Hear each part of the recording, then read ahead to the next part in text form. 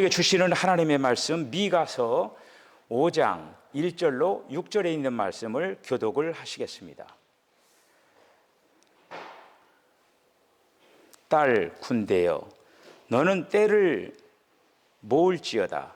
그들이 우리를 애워쌌으니 막대기로 이스라엘 재판자의 뺨을 치리로다.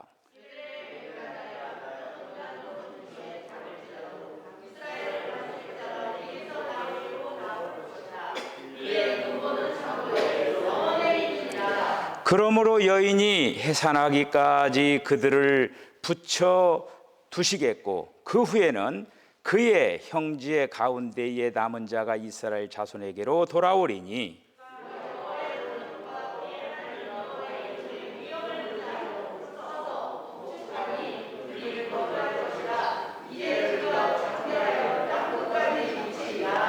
이 사람은 평강이 될 것이라. 아수르 사람이 우리 땅에 들어와서 우리 궁들을 밟을 때에는 우리가 7 목자와 8 군왕을 일으켜 그를 치리니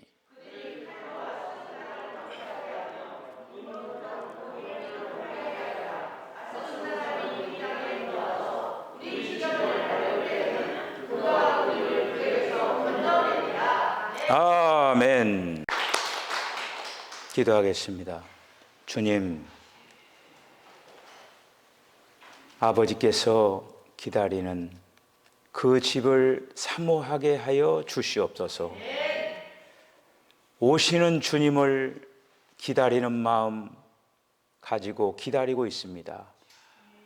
주님 오셔서 저희들을 아름답게 변화시켜 주시옵소서. 오늘도 우리 사랑하는 성도들 모든 심령들마다 우리 주님이 만나주시고 저들에게 말씀하여 주시고 오늘도 주님으로 기뻐하는 시간 되게 하여 주시옵소서. 예수님의 거룩하신 이름으로 기도하옵나이다. 아멘. 제가 내일 이병규 목사님 담당하는 교수를 만나기로 했어요. 그래서 이제 내일이 정확히 이제 엑스레이를 보고 우리 송경국 장로님하고 둘이 가서 보기로 했습니다. 제가 이 찬양을 이렇게 이제 접해가 듣는데 그 이병규 목사님을 이제 생각을 하면서 참 하여튼 은혜가 많이 되더라고요. 제가 이제 어제 이제 가가지고 이제 그래도 호련히 떠나지 않고 그렇게 볼 수 있어서 참 감사하는 그런 마음도 있었지만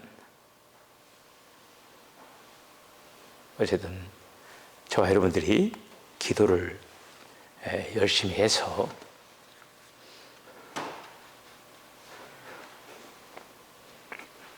그 위기를 잘 극복할 수 있도록 그렇게 해주시기 바랍니다.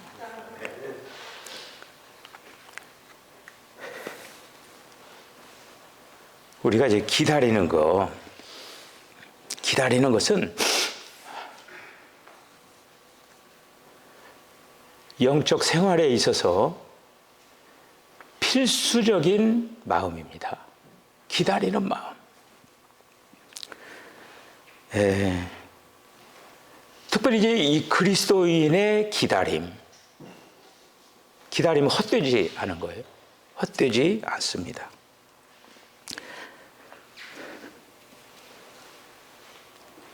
왜? 우리의 기다림은 실제하는 것을 기다리기 때문에 그 기다림이 결코 헛되지 않다라고 하는 거예요. 가상적이고 그런 어떤 거가 아니라 실제하는 거기 때문에 그 기다리는 거가 우리는 결코 헛되지 않는다라고 하는 거예요. 우리는 지금 이 강림절, 대림절 이 기간을 지금 보내고 있잖아요. 이 기간을 보내면서 우리는 주님의 탄생을 기다립니다. 구약의 성도들은 특별히 오시는 그 메시아를 앙망을 하면서 그 메시아를 기다렸어요. 우리가 지금 이제 이 대림절, 강림절을 보내고 사순절을 보내고 그 다음에 또 이제 부활절이라고 하는 거 와요. 부활절이 지나면은 또 기다리는 게 있어요. 성령의 오심을 기다립니다. 부활절이 지나면은 성령의 오심. 그 성령님이 오셨어요. 뿐만 아니라 예수님께서 부활하셔서 승천하셨잖아요. 예수님이 부활을 승천하셨는데 그 승천하신 후 영광 중에 다시 오실 주님을 기다리는 거예요. 할렐루야. 네. 우리는 그래서 우리 믿는 이들은 기다림의 연속이에요. 계속 기다리는 거예요. 계속. 그리고 우리 그리스도인은 항상 기다리고 있습니다.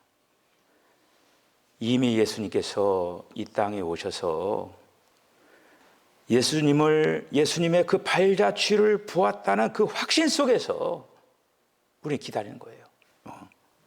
하나님을 기다리는 거. 이거는 능동적으로 정신 바짝 차려가면서 기다려야 돼요. 그리고 참으로 기쁨에 차서 기다리는 것입니다. 우리가 기다릴 때 우리는 우리가 기다리고 있는 하나님을 기억하는 거예요. 그래서 그분을 기억하면서 그리스도인들은 그분께서 오실 때에 그분의 환영을 받기 위해서 특별히 우리 사랑하는 석천교회가 아름다운 공동체를 이루어갔으면 좋겠습니다. 제 소원이에요. 그리고 또 여러분들의 소원이 되시길 바랍니다.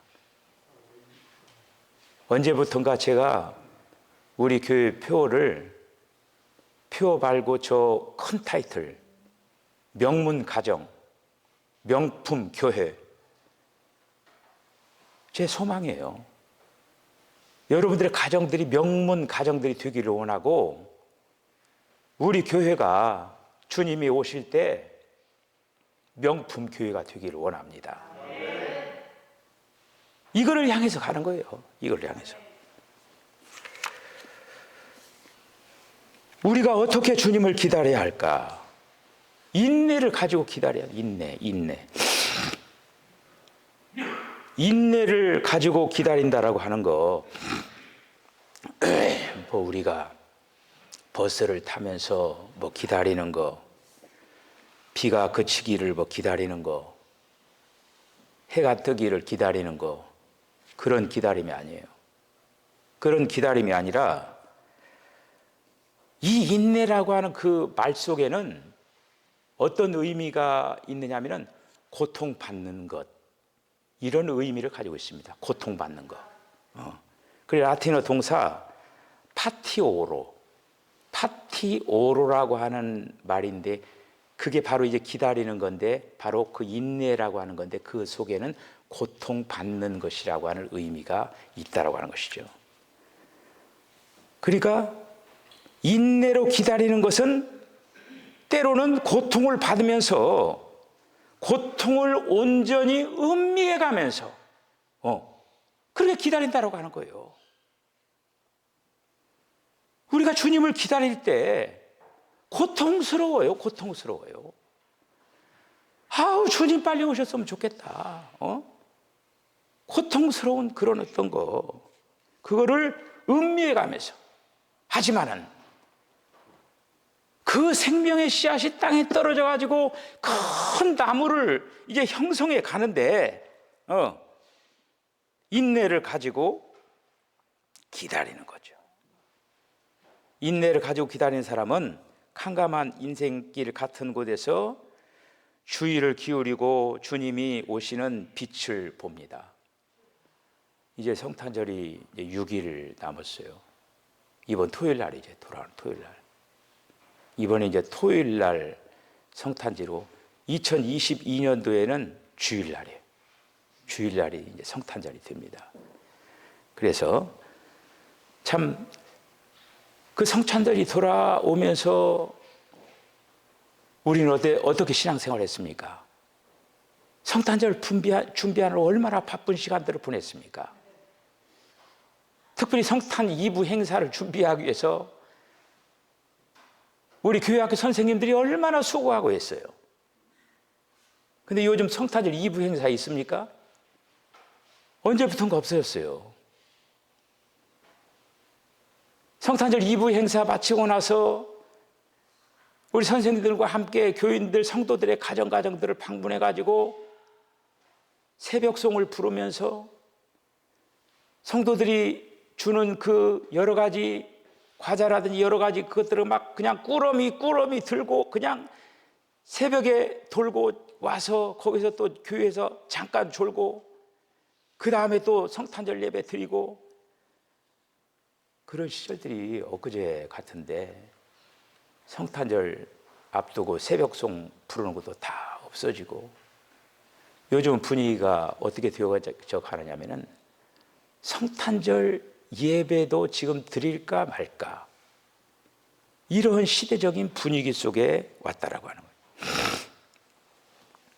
오늘 본문에 그 미가 예언자를 통해서 미가 예언자가 그 당시 이스라엘의 어렵고 힘든 그 사랑 가운데 특별히 이방 민족의 그 왕들한테 수탈을 당하고 어려움을 당하면서 이상적인 그 통치자가 세상을 좀 다스렸으면 좀 좋겠다 하면서 선포한 말씀이 오늘 말씀이에요. 이상적인 통치자가 태어날 것이다. 미가가 이 이상적인 통치자가 베들레헴 에브라다에서 나올 것을 말하는 거죠. 여기에서 베들레헴이라고 하는 것은 유다에 있는 작은 마을로 다윗의 고향입니다. 또 에브라다, 이거는 다윗이 속한 족속이라고 하는 뜻이에요.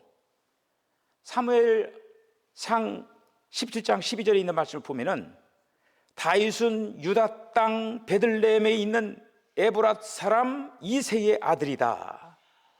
다윗은 그러니까 베들레헴에 거주하고 있던 에브랏 족속에 속한 이새라는 사람의 아들이었다, 이런 뜻이에요. 미가를 포함한 대부분의 그 선지자들에게 있어서 다윗은 이상적인 그런 왕이었습니다. 이상적인 왕이었어요. 그래서 사무엘서 그리고 또 열왕기서 이렇게 보면은 다윗은 인격적인 흠도 있었어요. 인격적인 흠도 있었고 도덕적인 약점도 있었어요. 또한 전쟁에서 피를 많이 흘렸잖아요. 피를 많이 흘리고 예언자들이 다윗을 이상적인 통치자라고 여겼습니다.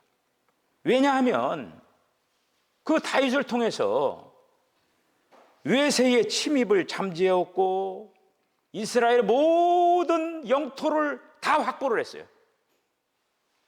그래서 이스라엘 역사 가운데 하나님께서 약속하신 그 땅을 다 차지했어요. 다윗을 통해서 다 차지했습니다. 영토를 넓혔고 막강한 국력을 유지를 했습니다. 그가 어떻게 이런 일을 행할 수 있었을까? 다윗은 하나님을 강력하게 믿었어요. 그래서 하나님께서 다윗을 위대하게 만든 거예요. 그러나 미가가 선포한 이상적인 통치자는 비록 다윗을 모델로 하고 있지만은 그 통치 방식은 다윗의 통치 방식과 다른 4절 이하에 보면은 이런 말씀이 있습니다. 그는 주께서 주신 능력을 가지고 그의 하나님 주의 이름의 위엄을 의지하고서서 그의 때를 먹일 것이다. 그러면 그의 위대함이 땅끝까지 그를 이룰 것이므로 그들은 안전하게 살아갈 것이다. 그리고 그는 그들의 평화가 될 것이다. 다윗은 전쟁을 하면서 피를 많이 흘렸습니다. 새로운 이상적인 통치자가 오면은 평화 그 자체, 불릴 정도로 평화로운 통치를 한다라고 하는 거예요. 다윗은 백성들을 불안하게 통치를 했지만은 새로운 통치자가 오면은 세상을 안전하게 살아갈 수 있도록 만들 거라고 하는 거예요. 다윗은 자신의 군사력과 권력을 의지하면서 통치했지만은 새로운 통치자는 하나님이 주시는 그 능력을 가지고 하나님 말을 의지하면서 통치한다는 거예요. 다윗은 때로 백성들을 착취했지만 이상적인 통치자는 왕을 사랑하는 목자처럼 백성들에게 먹을 것을 베푼다라고 합니다. 미가 선지자가 주전 8세기 사람입니다. 그러니까 예수님이 탄생하기 전 8세기, 800년 전 사람이라고 하는 거예요. 그래서 예언을 그렇게 이제 하면서 여러분, 미가가 지금 예수님 오시기 전에 800년 전에 이걸 예언을 해놨잖아요. 얼마나 많이 기다렸습니까? 800년, 이 오랜 기간 동안에, 이런 오랜 기간 동안에 미가의 예언이 이제 성취가 되는데, 이제 예수님이 오시고 초대교회 성도들이 미가가 쓴 이 예언서를 읽으면서 미가가 말한 이 말이 확정이 된 거 아닙니까? 그래서 초대교인들은 미가의 이 예언, 이 부분을 그들은 바로 메시아의 탄생의 예언의 부분으로 가르치고 있었던 거예요. 메시아가 탄생할 것을 이 미가 5장에 있는 이 말씀을 통해서 메시아가 탄생한다라고 하는 것을 유대인들에게 가르친 항목이 이 부분이. 그 마태복음의 이 부분을 인용을 하고 있잖아요. 인용을 하고 있는데 마태복음에는 이렇게 되어 있어요. 헤롯 왕은 백성의 대제사장들과 율법학자들을 다 모아놓고서 메시아가 어디서 태어날지를 물어보았다. 그들이 왕에게 말하였다. 유대 베들레헴입니다. 예언자가 이렇게 기록하여 놓았습니다. 너 유대 땅에 있는 베들레헴아, 너는 유대 땅에 있는 통치자들 가운데 가장 작지 않다. 내게서 통치자가 나올 것이니 그가 내 백성 이스라엘을 먹일 것이다. 이게 마태복음에 있는 그 미가 선지의 그 예언을 다시 쓴 거예요. 그런데 여러분 비교를 한번 해보셔요. 달라요. 뭔가 달라요. 뭐가 다르냐? 마태복음에서 인용한 이 미가서에는 뭐라고 되어 있냐면은 에브라다라고 하는 그 족속의 이름이 빠져 있어요. 미가서에서는 베들레헴 에브라다야 이렇게 나와 있거든요. 유다 족속 중에서 가장 작은 족속이라고 얘기하는 거예요. 그런데 마태복음은 뭐라고 하느냐? 베들레헴의 그 유대 통치자들을 가운데서 가장 작지 않다. 다르게 이렇게 표현해 놨어요. 마태복음을 쓴 이 저자가 분명히 의도한 바가 있죠. 예수님은 당시 유대인들이 기다리던 바로 그 메시아라고 하는 것을 더욱더 부각을 시키기 위해서 이렇게 마태는 기록을 한 걸 볼 수가 있어요. 오늘 우리가 초대 기독교인들의 체험을 우리의 경험 속에서 재현하면서 그 예수님을 메시아로 받아들였습니다. 오늘 우리 안에 성령으로 오신 주님이 메시아예요. 우리를 통치하고 있습니다. 우리를 통치하시는 그분은 미가가 예언한 이상적인 통치자, 왕으로 우리에게 오셔서 지금 성령을 통하여 우리를 통치하고 계시더라고요. 그래서 오늘 이제 말씀 보면 이제 첫째로 예수님께서는 우리에게 자유와 해방을 주시는 통치를 하고 계십니다. 자유와 해방을 주셨다고 하는 거예요. 특별히 이 미가서 5장 3절에 있는 말씀을 보면은 미가가 이상적인 통치자가 다스릴 때 뭘 예언하냐면요, 이방 나라에서 포로로부터 잡혀갔던 그곳으로부터 돌아올 것이다. 근데 실제로 그들은 돌아왔어요. 실제로 포로로 잡혀갔는데, 포로로 잡혀가면 뭐가 없습니까? 자유가 없잖아요. 자유가. 근데 그들이 다시 고국으로 돌아와가지고 성전도 짓고 그런 해방의 기쁨을 맛보게 되는 거죠. 예언자들의 가르침에서 이스라엘 백성들이 포로로 잡혀갔다가, 왜 포로로 잡혀갔느냐? 그들은 하나님의 약속을 지키지 않았죠. 하나님께서는 이스라엘 백성들에게 이 얘기를 했어요. 너희들이 가나안 땅에 들어가거들랑 가나안 사람들과 그 가나안 문화와 짝하지 말고 우상을 섬기지 말고 오로지 하나님만 섬겨야 된다. 만약에 너희들이 그 법을 지키지 않으면 너희들이 그 땅에 살지를 못한다. 하나님 분명히 말씀하셨거든요. 그런데 이스라엘 백성들이 그걸 어긴 거예요. 어겨가지고 그들의 그 이스라엘 자손들에게서 메시아가 탄생이 되기 때문에 씨를 말려버리진 않았죠. 완전히 죽이진 않고 마치 구루터기처럼 그들을 남겨뒀어요.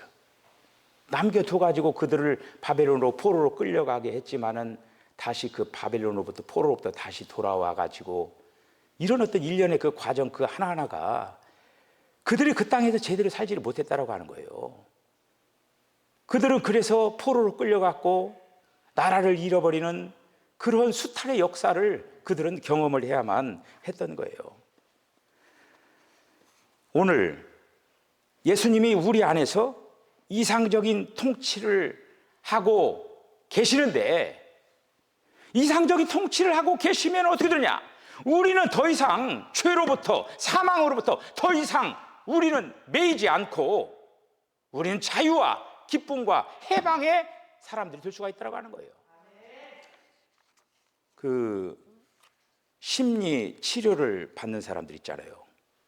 마음에 문제가 있어가지고 상담 치료를 하고, 근데 이제 그 상담 치료, 심리 치료 받는 그런 어떤 사람은 무엇보다도 그 상담해주는 의사라든지 상담사의 말을 100%잘 듣고 신뢰를 해야 효과를 볼 수가 있어요. 우리가 예수님을 믿을 때 100% 예수님을 신뢰해야만 된다고 하는 거예요. 할렐루야. 100% 신뢰해야만이 역사가 일어나는 거예요. 역사가.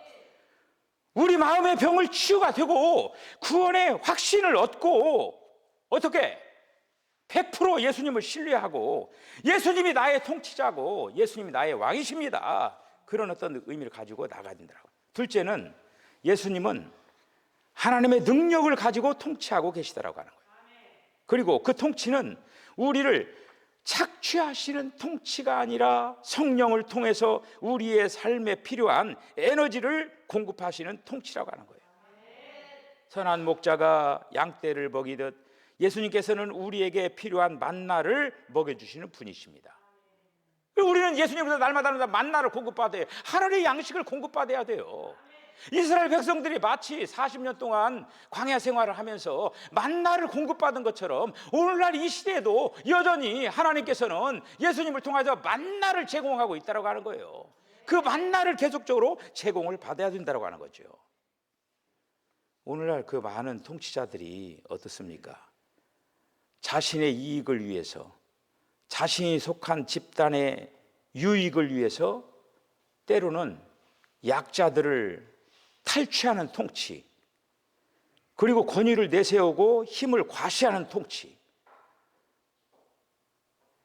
대통령이 되기 위해서 출마한 사람들은 국민을 위해서, 나라를 구하기 위해서 출마했다라고 말을 합니다.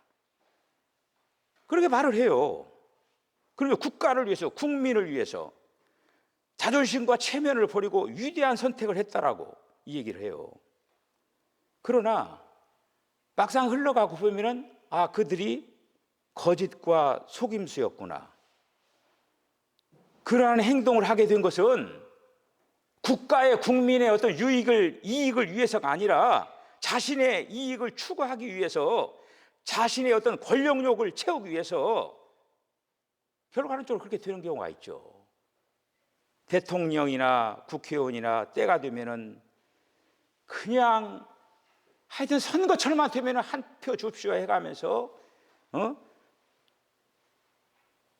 정치적인 어떤 행동을 하면서 여러 가지 확인되지 않은 정보들로 가지고 국민들을 현혹시키고 뭐 여러 가지 그런 어떤 자극적인 어떤 그 얘기들하고, 이 모든 것들이 국민을 위하여 국가를 위한 거냐? 결국에는 그것저것도 아니고 자기를 위한 거예요. 자기 어떤 권력욕을 채우기 위해서. 이러한 그 통치 방식이 우리나라에 뿐만 아니라 그 미국의 카터 대통령이 노벨 그 평화상을 수상을 받았잖아요. 근데 그 카터 대통령이 그런 얘기를 했어요. 뭐라고 했냐면은, 미국은 다른 나라를 억압하기에 앞서 스스로 보유한 대량 파괴 무기를 폐기하는 모범을 보일 필요가 있다. 미국은 대원조에 지나치게 인색하고 많은 가난한 나라들을 진정으로 무시하고 있다. 이렇게 이 얘기를 했어요, 카터 대통령이. 그러면서 가난한 나라를 무시하면서 정의로운 것처럼 하지만은 약자를 억압하는 그런 거에 대해서 어떤 참여하는 그런 마음을 가지고 카터 대통령이 고백한 걸 볼 수가 있습니다. 여러분, 세상에 있는 통치자들은 그렇게 여러 가지 온갖 거짓과 권모술수를 가지고 세상을 다스리고 통치를 할 수가 있어요. 그게 세상 나라 통치 방식이죠. 그러나 우리를 영원히 통치하시는 그 예수님의 그 통치는 정의의 하나님, 지혜의 하나님, 의로우신 하나님의 그 능력으로 우리를 통치하신다라고 하는 거예요. 그래서 예수님께서는 자신의 이익만을 추구하는 자를 싫어합니다. 정의롭지 못한 우리의 행동을 싫어합니다. 지혜롭지 못한 우리의 삶을 싫어합니다. 예수님은 평화를 위해서 일하는 사람 격려하시고, 생명을 살리는 일을 하는 사람 힘을 주십니다. 그렇기 때문에 예수님은 우리가 정의 편에 서고 진리 편에 서고 평화를 추구하는 그런 삶을 살기를 원하고 계시다라고 하는 거예요. 셋째는, 예수님께서는 땅끝까지 위대하게 만드셔 나가고 계시다라고 하는 거예요. 오늘 미가서 5장 4절 하반절에 있는 말씀 보고 미가가 이렇게 얘기하는 거예요. 그러면 그의 위대함이 땅끝까지 이를 것이다. 이상적인 통치자의 위대함이 땅끝까지 이른다라고 하는 거예요. 그렇죠. 여러분, 하나님께서는 예수님이 이 땅 위에서 사람의 아들로 오셔서 지극히 낮아지시고 십자가에 죽기까지 하나님께 복종하시고 죽었지만은, 우리 하나님께서는 그 예수님을 하나님의 아들로 지극히 높여가지고 산자와 죽은 자를 심판하러 오시는 그러한 심판자로, 다시 말씀드려 우주의 통치자로 우리 예수님을 세우셨다라고 하는, 그 예수님이 오늘 내 안에 계시는 거예요. 내 안에서 우리를 다스리기를 원합니다. 할렐루야. 그래서 예수님의 통치 방식은 어때요? 사람들이 보기에 약해 보이고 없는 것처럼 보이지만은, 하나님은 예수님을 통치하는, 통치를 따르는 사람들의 삶을 예수님께서는 위대하게 만드시는 거예요. 할렐루야. 위대하게 만드시는 거예요. 언젠가 그 리더스 다이제스트에 이런 글이 있어요. 친구, 가장 좋은 보약이다. 이런 타이틀의 글이 있었어요. 여러분, 건실한 우정을 나누는 친구가 있다라고 하는 것은 참으로 좋은 거예요. 우리의 생명을 연장시키는 역할을 한다라고 합니다. 다시 말씀드리면 친구와 건강과의 역학적인 그런 어떤 관계가 있다라고 하는 거예요. 좋은 친구가 있는 사람들은 치매 걸릴 확률이 40%로 낮아진다고 합니다. 좋은 친구가 있는 사람들은 감기에 걸릴 확률도 4배로 줄어든대요. 심장병에 걸릴 확률도 3배로 줄어든다고. 결과는 뭐냐? 좋은 친구가, 다시 말해서 좋은 인간관계가 치명적인 병을 이길 수가 있고 강한 면역 체계를 형성할 수가 있다고 하는 거예요. 여러분, 사람들과 좋은 인간관계를 가지시기 바랍니다. 그게 바로 자기를 살리는 길이에요. 남을 미워하고 시기하고 질투하고 갈등하고 자기를 죽이는 거예요. 저는 그래서 그걸 보면서 저는 이렇게 생각을 했어요. 예수가 가장 좋은 보약이다. 할렐루야. 뭐 친구보다도 예수가 가장 좋은 보약이다. 네. 우리의 건전하고 건강한 신앙은 우리의 생명이 그냥 연장되는 거예요. 연장되는 보장을 받습니다. 예수님의 통치는 우리의 건강에 아무런 관계가 없지만은 예수님의 말씀을 따라 사는 사람들은 건강하게 삶을 살아갈 수가 있다고 하는 거예요. 건강뿐만 아니라 정치, 경제, 교육 모든 측면에서 예수님의 통치를 따를 때 그 모든 것들이 위대해질 수가 있더라고요. 위대해질 수 있더라고요. 예수님을 따라 사는 사람들은 어찌 보면은 약하게 보여요. 왜 그러냐? 그러나 실제는 그렇지 않다라고 하는 거예요. 사람들이 볼 때는 무기력하고 뭔가 참 그런 모자란 것 같이 보인다 한다 할지라도 그러나 거기에는 삶의 비밀과 신비가 있다라고 하는 거예요. 가장 귀한. 그래서 예수님께서도 죽기까지 겸손하시고 하나님께 복종하는 그런 삶을 살 때 하나님께서 그를 지극히 높여가지고 하나님 보좌 우편에 앉게 하셨다라고 하는 거예요. 사랑하는 성도 여러분, 이제 2021년도 특별히 성탄절이 이번 토요일 날로 다가왔습니다. 여러분, 성탄절들을 어떤 마음으로 기다리고 있습니까? 여러분들이 주님을 사랑하는 마음을 가지고 무엇보다도 주님이 오셔서 이루신 그 모든 그 하나하나를 이루셔가지고 그 모든 것들을 우리에게 선물로 주셨다고 하는 거예요. 그래서 이번에 우리는 이제 이미 사람으로서는 예수님이 이미 탄생이 됐지만은 다시 한번 이제 다시 오실 그 재림의 주님을 생각을 하면서 특별히 이번 성탄절에도 여러분들이 마음과 정성을 다해서 또 주님을 기다리는 마음으로 또 예배하는 데 다 되어지시기를 주님을 간절히 축복합니다. 기도하시겠습니다. 주님, 은혜와 사랑을 감사합니다. 주여, 주님을 기다립니다.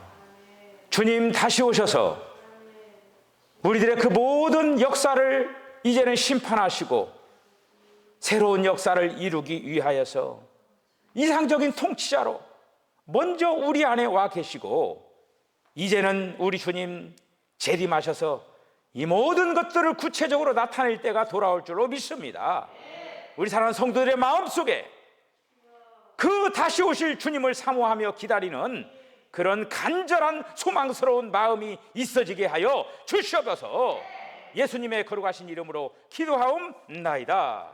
아멘. 지금은 우리 주님 예수 그리스도의 거룩하신 은혜와 하나님 아버지의 극진하신 사랑과 성령의 감동 감화 교통하심이 기다리는 마음, 무엇보다도 다시 오실 주님을 기다리는 그 마음을 다하여서 힘과 정성을 다해서 주님 사랑하고 또 주님을 기뻐하면서 준비하고 예비하는 아름다운 삶을 살아내기로 결단하는 우리 사랑하는 성도들의 심령과 가정과 기업과 저들의 삶 가운데 지금으로부터 영원까지 함께 하시기를 간절히 축원하옵나이다. 아멘.